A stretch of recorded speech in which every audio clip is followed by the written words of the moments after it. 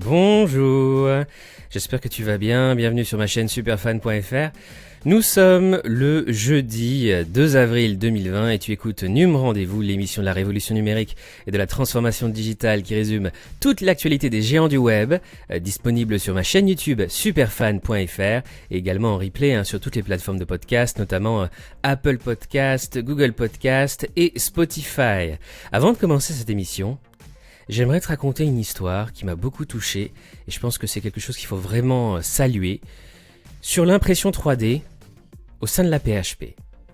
Ça fait des mois et des mois que je vous parle dans cette émission des progrès de l'impression 3D, mais là j'aimerais vraiment vous montrer un exemple concret de son utilisation pratique dans les hôpitaux de Paris. L'impression 3D peut-elle pallier le manque de matériel des hôpitaux ? Confrontés à la pénurie de matériel médical et à l'incertitude planant sur les réseaux traditionnels d'approvisionnement, les hôpitaux se tournent désormais vers l'impression 3D. Je pense que c'est une histoire qui va te faire plaisir, c'est vraiment une bonne nouvelle. Dans ce contexte tellement dramatique et morose, coronavirus. Les hôpitaux de Paris produisent en 3D les équipements qui leur manquent. C'est un article publié sur frenchweb.fr avec l'AFP. Publié hier. Je te rappelle que tous les articles mentionnés dans ce podcast sont évidemment disponibles dans les commentaires sous cette vidéo YouTube, avec tous les liens directs comme d'habitude. Visière de protection, masque, pièces pour respirateurs, matériel d'intubation. Les hôpitaux de Paris se lancent dans la production en 3D d'équipements qui leur font cruellement défaut. Le projet 3D Covid, initié par un chirurgien de l'hôpital Necker Enfants Malades, va permettre, dès mercredi soir, de produire en grande quantité des dispositifs médicaux pour faire face aux demandes de matériel inédites en cette période d'épidémie due au coronavirus, explique l'assistance publique Hôpitaux de Paris APHP dans un communiqué. Dans une mini-usine établie dans le parc de l'abbaye de Port-Royal, adossée à l'hôpital Cochin, une soixantaine d'imprimantes 3D vont cracher les matériels demandés par les soignants d'après un dispositif préalablement homologué et validé par un comité scientifique. Des procédures accélérées mais solides, insiste l'APHP. Valves, matériel d'intubation, respirateurs, et on en manque, on en manque vraiment, pousse-seringues aussi, masques, vont être ainsi développés avec les grands industriels français et leur production commencer le plus rapidement possible. Les établissements d'Île-de-France, région désormais la plus touchée, accueillaient mercredi 2700 patients Covid en réanimation selon l'ARS, l'Agence régionale de la santé. Selon le type d'équipement et sa complexité, on sera capable de sortir de 300 objets par jour à 3000 objets par semaine, se félicite le docteur Roman Consari, chirurgien maxillofacial de l'hôpital Necker Enfants Malades. Par sa spécialité, le praticien s'intéresse de longue date à la 3D, utilisée pour planifier ses opérations et au bloc lors des interventions réparatrices. En novembre dernier, il a ouvert un laboratoire de recherche dédié au sein de son hôpital avec l'appui financier de la Fondation des Gueules Cassées créée lors de la Première Guerre mondiale. Et ce qui est assez extraordinaire, et c'est aussi pour ça que j'en parle, c'est que ce projet est sorti de terre en seulement 10 jours. Ça montre vraiment le dynamisme, la réactivité et les capacités d'adaptation de nos soignants et de nos entrepreneurs. Ce projet de la PHP bénéficie d'un financement du groupe de luxe Kering, donc bravo à eux, et de l'expertise d'une jeune entreprise française, Beaune 3D, spécialisée dans l'impression 3D médicale, dont 3 ingénieurs se relayeront 24 heures sur 24 pour assurer le suivi de la production. La liste des matériels disponibles sera mise à jour pour les soignants sur la plateforme 3dcovid.org qui centralise aussi les propositions émanant d'entreprises et de particuliers. Pour éviter le savant fou, précise le Dr Consari, les offres de projets seront dirigées vers 2 partenaires spécialisés, la plateforme Joggle et Race to Breath. Pour l'APHP, cette mini-usine relève du prodige, et pour moi aussi. Le projet est sorti de terre en 10 jours, mobilisant une 50aine de médecins, d'ingénieurs, de développeurs et d'entrepreneurs du secteur privé. C'est pour ça que c'est vraiment un projet formidable à saluer. surtout en France, les procédures de validation sont accélérées pour répondre à l'urgence alors que certains équipements souffrent de pénurie chronique depuis le début de l'épidémie et que d'autres viennent à manquer devant l'afflux des malades. Déjà, certains modèles de visières protectrices produites par des imprimantes 3D ont été offerts aux médecins, notamment au professeur Philippe Juvin, patron des urgences de l'hôpital Pompidou, qui en a montré sur Twitter. Mais même en temps de crise, on ne peut se permettre le moindre défaut. Les matériels ne peuvent pas lâcher en cours d'intervention, rappelle le docteur Consari. Le site de production va commencer à sortir des pièces simples pour des dispositifs d'aspiration, des masques de réanimation, des montants de lunettes de protection et même des poignées pour ouvrir les portes avec l'avant-bras sans les toucher. Il reste des équipements qu'on ne peut pas produire en 3D, comme des surblouses par exemple, mais pour les 3/4, c'est possible, assure le chirurgien à qui je voudrais vraiment rendre hommage. C'est donc le docteur Roman Consari, chirurgien maxillofacial, pédiatrique, qui exerce comme praticien hospitalier au sein du service de chirurgie maxillofaciale et plastique de l'hôpital Necker Enfants Malades. C'est juste une initiative formidable, vraiment à saluer. Je voulais en parler absolument au début de cette émission. Num rendez-vous. Autre news du jour. Coronavirus, Doctolib continue de faire payer des praticiens qui ne peuvent plus consulter. C'est un titre vraiment scandaleux, vraiment choquant. Après, si tu lis tout l'article, tu verras quand même que Doctolib a mis en place des mesures pour assister et aider les praticiens au mieux pendant cette crise, cette période de confinement. Les mesures de confinement obligatoires en France empêchent certains praticiens qui ne peuvent pas recourir à la téléconsultation d'exercer leur métier. Pourtant, Doctolib refuse de baisser le prix de leur abonnement mensuel à la plateforme de plus de 100 € par mois. Ils ont la possibilité de le supprimer provisoirement, mais ce n'est pas sans contrainte. Alors c'est pas sans contrainte parce que si tu es abonné à Doctolib avec l'ancien prix, c'est-à-dire 109 € par mois, et qu'après tu veux te réabonner à Doctolib, tu vas devoir payer 129 €. Donc ça fait des charges supplémentaires pour les soignants qui ont déjà beaucoup de charges à payer. Et c'est un vrai problème, notamment pour les ostéopathes. Donc c'est vrai que Doctolib refuse de baisser le prix de l'abonnement pour les praticiens qui ne peuvent plus exercer leur profession en période de confinement, donc c'est assez dégueulasse, il faut le reconnaître. Mais Doctolib a mis en place aussi des mesures pour aider les praticiens, notamment pouvoir reculer l'échéance de paiement au prochain mois de leurs abonnements et aussi prévenir leurs patients par des messages qu'ils vont pousser aux patients de ces médecins lorsque leur cabinet sera réouvert et qu'ils pourront recevoir de nouveau. Je t'invite vraiment à lire ce formidable article de Numérama. Autre news digitale du jour, on va parler de Snapchat. Snapchat, partagez vos stories sur d'autres applications. Snapchat présente sa nouvelle fonctionnalité App Stories qui permet à ses utilisateurs de partager leurs stories sur d'autres applications, par exemple Tinder ou House Party. Snapchat lance également plusieurs fonctionnalités de prévention contre le Covid-19 co-conçues avec l'OMS. Snapchat propose à ses utilisateurs de nouvelles fonctionnalités liées à la pandémie de Covid-19, dont 2 nouveaux filtres de réalité augmentée conçus avec l'Organisation mondiale de la santé, l'OMS, et faisant la promotion de la distanciation sociale. C'est formidable. Dans le reste de l'actualité, on va parler des GAFAM. Facebook lance un outil pour favoriser l'entraide. La plateforme déploie un onglet « Communauté d'aide » destiné à mettre en relation ceux qui ont besoin d'aide ou qui peuvent en apporter face à la pandémie. Facebook simplifie l'accès aux données qu'il possède sur vous. Ce système permet de voir les données collectées sur Facebook et sur Instagram, qui appartient aussi à Facebook. Facebook présente Experiments, un nouvel outil de test de campagne marketing. De nouveaux tests destinés aux responsables marketing d'entreprise. Ça intéressera surtout les professionnels du numérique qui m'écoutent et du marketing qui sont nombreux. Ça s'appelle Experiments.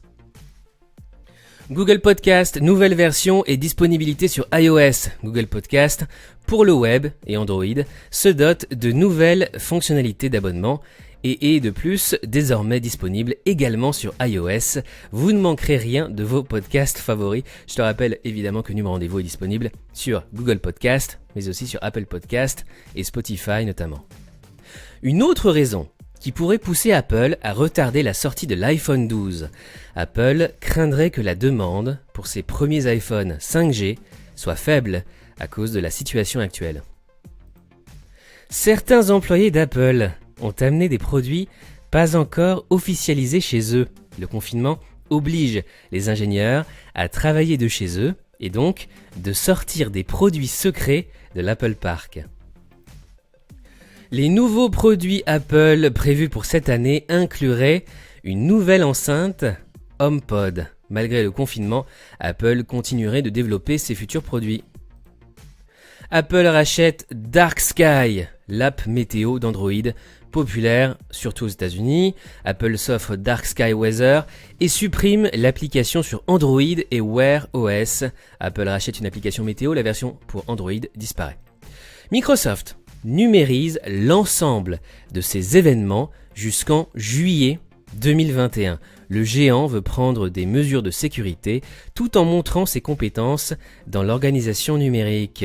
Microsoft annonce que ces événements, qui devaient se tenir d'ici à la fin de son exercice 2021, se tiendront uniquement en ligne. Cela concerne à la fois les événements communautaires, Build, Ignite, Inspire, et internes.